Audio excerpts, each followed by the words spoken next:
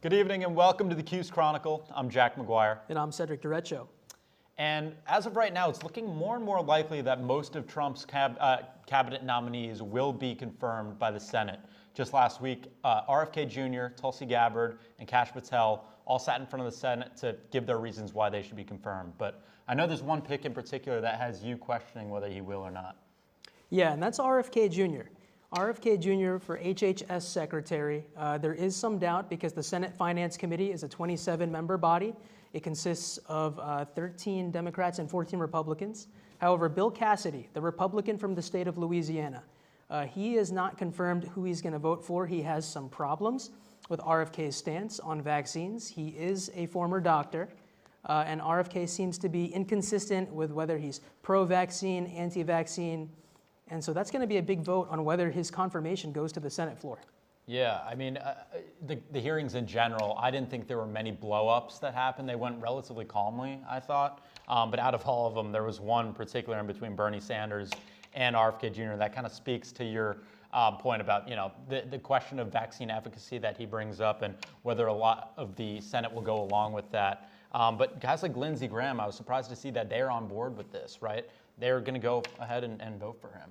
But going back to that blow-up between he and Bernie Sanders basically questioned why RFK Jr. was questioning stuff like the vaccines and malaria and a couple other things as well. And he kind of brought up the fact, and RFK came back and said that Bernie Sanders had received money on his end by pharmaceutical companies. So we decided to dig into that a little bit and get the numbers because Sanders obviously said that he had never received money from any pharmaceutical CEO. But we looked at it, and since 1990, the Sanders campaign in total has received around $23 million from pharmaceutical companies, pharmaceutical manufacturing companies, health insurance companies, hospitals and nursing homes, as well as medical device companies. So I think, politics always blurs the lines a little bit, but it's easy to see how, in an environment like that, people can kind of just go off the cuff and start saying stuff, but he was very careful with his words. He was, but you know what? His campaign definitely benefited over the course of 2 decades. Yeah.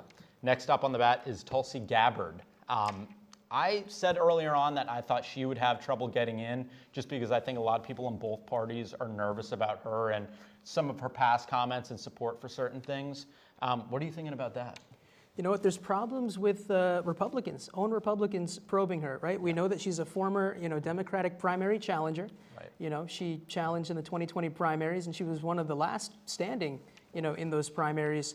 But the question is whether or not she is sympathetic toward Russia, whether or not she is, quote unquote, a Russian plant.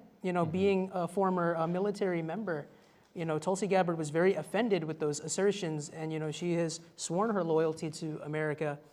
And, it's an interesting dynamic going on in Capitol Hill. A lot of people also have problems with her support of Edward Snowden, who obviously, a guy like Todd Young out of Indiana has said he's not going to vote for her because of that. But Trump also has such a grip on the party. A state like Indiana, where Trump won by over 20 points, they're going to primary a guy like Young if he decides to do that, which he said he's going to. But yeah, I guess I don't really understand the kind of opposition towards Gabbard on the Snowden point. I mean,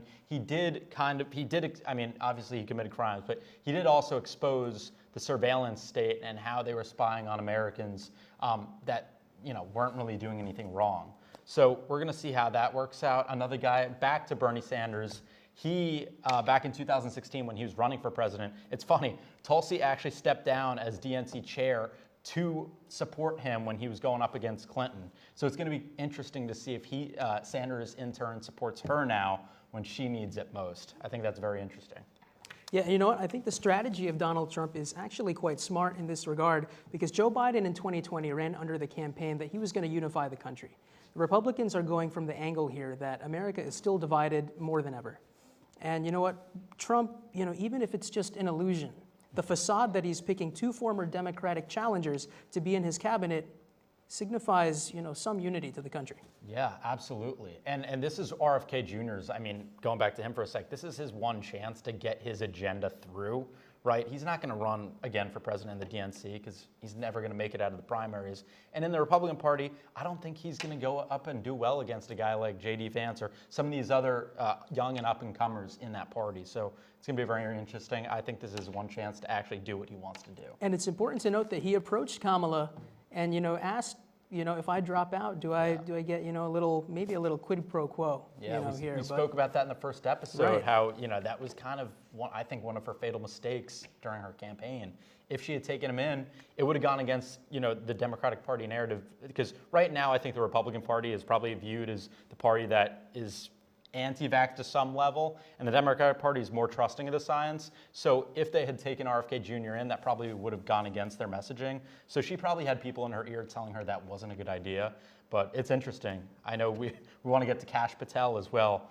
He's a guy who, he's going to come in and shake up the FBI if he does get confirmed. And right now it's looking like he will. Tom Tillis, a guy from the senator from North Carolina, said he would vote for him too. That's a big vote because he's one of the few, along with Susan Collins and Murkowski, that probably would have presented some problems for some of the nominees. What do you think about that?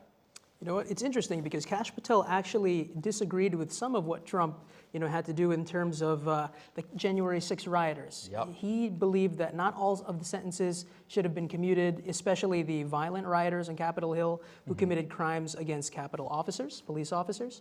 So, there's not total agreement there. Yeah. So that's all going to be interesting. I know there's another big point on the agenda. Will Trump make a deal with Greenland? That's presenting a lot of buzz as of right now as, we're talking about the tariffs with Canada and Mexico. There's just so much going on in this first 2 weeks.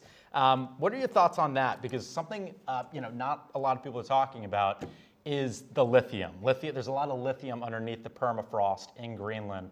And right now, China is the main exporter of lithium globally. So a lot of countries are relying on lithium for cell phones, and it should be noted that Tesla cars are powered by lithium as well.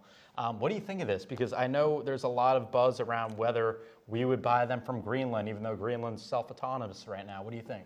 It's all about competition. The U.S. and China, their GDP, China has been just rising and rising and rising year by year. There are fears by the United States that China will at some point surpass the U.S. GDP to become, the most valuable economy in the world. The U.S. is trying to push back against that in every way, shape, or form.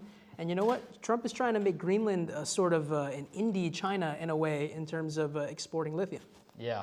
And I think one of the big points you mentioned earlier to me privately was that 85% of Greenlanders do not want to be a part of the U.S. But I'd argue that Donald Trump doesn't really care, right? He's thinking obviously about what the Americans want and what's best for this country. He's not really thinking about what people in Greenland want. But I will say, if Greenland were to get independence, they'd have to vote for it. And as of right now, I don't think there's a whole lot of reason for them to do that because they're subsidized from Denmark for healthcare and other things along those lines. But yeah, and if the U.S. were to take in Greenland, I don't think they'd be too happy with our healthcare system. So. Yeah, and it's interesting because there's conflicting statements there. Donald Trump has not ruled out the use of military force to take over Greenland. It's a very important strategic point, for the United States in terms of defense. And you know what? There's also disputes as to what the price of buying Greenland would be. So J.D. Vance has ruled out the use of military force. He says that the U.S. would only buy Greenland. In 2019, there was a proposal by Donald Trump's, administration to buy Greenland that was, rejected hands down. And you know what the cost of buying Greenland would be is interesting. I've seen numbers all over the place, from $12 billion up to $77 billion up to $1.1 trillion, because we don't know what exactly the untapped resources are. Yeah, and do you think economically speaking, do you think we would go as far as to place high tariffs on products coming out of Denmark? Because we rely on them. One big thing is Ozempic. A Denmark drug company produces Ozempic, and we rely on them for hearing aids and as well as diabetes, other diabetes drugs. So it's going to be interesting to see whether we do that. But yeah, I don't know. It's going to be wild. And there's also the problem of it, Trump looking like an imperialist on this one. Yeah. You don't want to look like you're just going out and trying to take over the world. Yeah. I mean, do you see him at the end of the day putting economic pressure on them? I wouldn't rule it out. Yeah. I wouldn't rule it out. Yeah. Well, I guess this kind of brings us to the most unfortunate point of our show tonight. It's an update on the recent plane crash that happened in D.C. I know you have more on that, Cedric. Yeah, so you know what?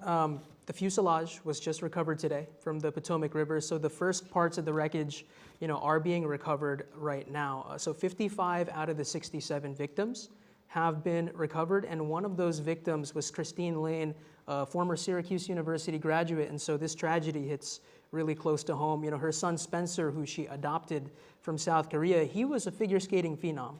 He very well may have been on the 2030 Olympic team. And so, just a tragic situation all around, but we're learning more about it. It's going to be months before we figure out what the actual cause of the crash is, obviously pending a full investigation. But you know what? The priority right now is recovering, the rest of the victims from the water. There's still 12 more. Yeah, I mean, I think there needs to be accountability too. When you see the video, and no one's judging anything that happened, but it almost looks like the helicopter drove right into the direction of the plane. So I think people deserve to know what happened, especially the families that lost loved ones. I mean, even the military members' families that were on the helicopter, like they need to know what exactly happened. Because we heard the air traffic controller, right? We heard audio, but at the end of the day, we really don't know what happened aside from what we can see with our own eyes. So a closure for the families is so important in a moment like this, and our hearts go out and our thoughts and prayers to the families who have lost loved ones in this unfortunate tragedy. Yeah. Well, I think that'll do it for us tonight. We really appreciate you tuning in. Come back next week at 6 o'clock for more. It's been great having you. Have a good night.